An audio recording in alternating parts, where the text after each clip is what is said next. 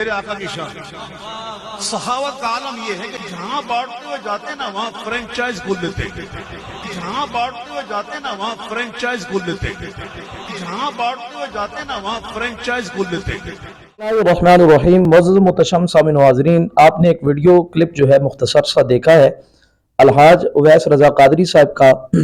جو کہ اہل سنت کی جان ہے اور پورے ملک پاکستان کے اندر نہ صرف بلکہ پوری دنیا کے اندر نبی پاک علیہ الصلوۃ والسلام کی ثناخوانی کا وہ ڈنکا بجاتے ہیں، حضور علیہ الصلوۃ والسلام کی مدح و ثنا کرتے ہیں۔ معزز سامعین، پچھلے دنوں مدینہ اویس رضا قادری صاحب نے یو کے اندر ایک پروگرام تھا، غالباً وہاں کی ایک محفل تھی، اس کے اندر آپ نے یہ شعر پڑھا، نعمتیں بانٹتا جس سمت وہ ذیشان گیا، ساتھ ہی منشی رحمت کا قلم دان گیا، اور ساتھ ہی اس کی تشریح میں آپ نے ایک لفظ بولا جس پر کافی لوگوں نے جو ہے وہ آپ پر فتوے بھی لگائے اور آپ سے توبہ اور استغفار اور رجوع اور پتہ نہیں کیا سے کیا حکم لگا دیا، اور ایک مولوی صاحب کو میں نے سنا انہوں نے تو معاذ اللہ گستاخی کا فتویٰ دے دیا،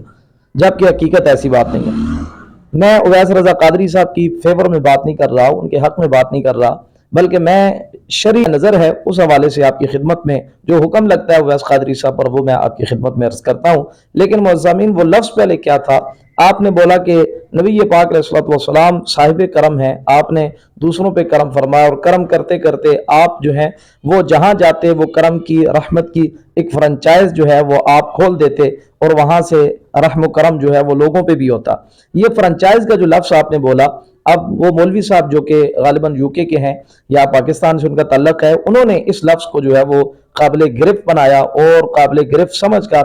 اویس قادری صاحب پر گستاخی کا فتویٰ دیا، جبکہ میں کہوں گا جناب اتنی سختی سے فتویٰ نہ دیں، شرعی احکام میں یقیناً اس لفظ پہ غور و توجہ کیا جاتا ہے جو لفظ جو ہے وہ قابل گرفت ہوتا ہے۔ تو آپ بھی دیکھیں کہ لفظ فرنچائز جو ہے اس کا معنی کیا ہے، پھر جا کے اویس قادری صاحب پر جو حکم لگتا ہے وہ جناب والا لگتا ضرور ہے، لیکن اتنا سخت حکم نہیں لگتا جو آپ نے لگایا۔ تو اویس قادری صاحب نے کہا جی نبی پاک علیہ الصلوۃ والسلام جو ہے وہ ایک فرنچائز کی حیثیت رکھتے ہیں۔ اب لفظ فرنچائز کا زیادہ سے زیادہ کیا معنی کیا جا سکتا ہے؟ یہ مرکز کو کہتے ہیں، ایک مادن کو کہتے ہیں کہ جہاں سے کوئی خیرات آگے تقسیم کی جا سکتی ہے۔ آپ یہ سمجھ لیں کہ نبی پاک علیہ الصلوۃ والسلام نے دوسروں پہ کرم کیا اور کرم کر کے اپنے غلاموں کو بھی کرم کرنے کے قابل بنا دیا۔ آپ خود رحیم ہیں، رحمت کرنے والے ہیں، آپ دوسروں پہ رحمت فرما کر دوسروں کو اس قابل بنایا کہ وہ دوسروں کو بھی نوازنے کے قابل ہو جائے۔ مثال میں یوں عرض کر دوں کہ اللہ کے محبوب علیہ الصلوۃ والسلام نے حضور سیدنا غوث اعظم دستگیر رضی اللہ تعالیٰ عنہ اور اتنا کرم فرمایا کہ کرم کرتے کرتے آپ کو بھی سراپا کرم بنا دیا کہ آپ دوسروں پہ حضور کی عطا سے، اللہ کی عطا سے، اللہ کے فضل سے دوسروں کو جو ہے وہ آپ نواز دیتے ہیں۔ خواجہ معین الدین اجمیری رحمۃ اللہ تعالیٰ علیہ پہ کرم فرما کے ان کو بھی سراپا کرم فرما دیا۔ آپ نے حضور داتا صاحب کو نوازا، اتنا نوازا کہ ان کو نوازنے کے قابل بنا دیا۔ پیر میر علی شاہ صاحب کو نوازا۔ یہی مثال آپ کی دیگر اپنے خاص لوگوں کو نوازنے کی ہے۔ تو فرنچائز کا یہی زیادہ سے زیادہ مقصد ہے۔ تو ہاں بہرحال یہ لفظ جو ہے چونکہ ذو معنی تھا، اس کے کئی معنی اور بھی نکل سکتے ہیں، تو بہتر یہ ہے کہ آئندہ اس لفظ کو اویس قادری صاحب جو ہے وہ استعمال نہ کریں، لیکن اس میں اتنا بڑا گستاخی کا فتویٰ دینا کہ نہیں جی اس کا یہ مطلب ہے، یہ مطلب ہے، تو قطعاً ان کی یہ مراد نہیں۔ ختم نبوت کے اوپر حملہ دینے کی اور ختم نبوت کے معنی کو بدلنے کی جو ایک حکم دیا گیا تھا یہ قطعاً غلط ہے۔ اویس قادری صاحب بندہ وہ ہے کہ جنہوں نے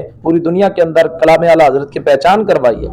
دنیا کے اندر سنیت کے پہچان کروائی ہے، اور سنیوں کو جناب والا فاضل بریلی رحمۃ اللہ تعالیٰ علیہ کے کلام سے انہوں نے جناب لوگوں کو تعارف کروایا ہے۔ تو وہ بندہ کس طرح کا معنی رکھ سکتا ہے، جبکہ ایک عام بندہ جو ہے جو کہ اس طرح کا نہ بھی ہو وہ بھی سوچ بھی نہیں سکتا نبی پاک علیہ الصلوۃ والسلام کے بارے میں آپ کی ختم نبوت کے حوالے سے اس طرح کا عقیدہ رکھنے کے حوالے سے چہ جائے کہ اویس قادری صاحب جو کہ ایک عالم بھی ہے اور عالم نہیں بھی ہیں تو مسائل سے کافی سارا ان کو علم بھی ہے، مطالعہ بھی ان کا ہے، تو